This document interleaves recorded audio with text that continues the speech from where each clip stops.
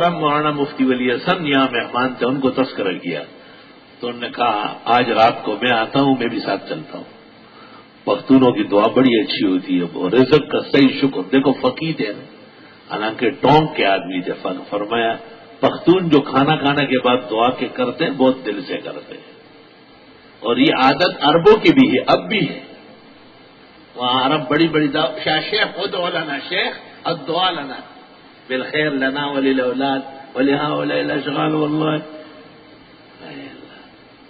جیسے ہمارے ہاتھ میں سب کچھ ہو اور ہم دعا کر لیتے، کچھ کلمات پڑھ لیتے، وہ کہتے ہیں شیخ واللہ عطرتنا نورتنا، سبحان اللہ۔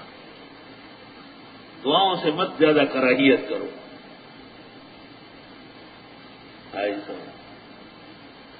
اب عجیب بات یہ ہو گئی کہ ہمارے مسلک کے لوگ بعض چیزوں میں کمزور ہو گئے، مثلا تعزیت میں ہاتھ نہیں اٹھاتے،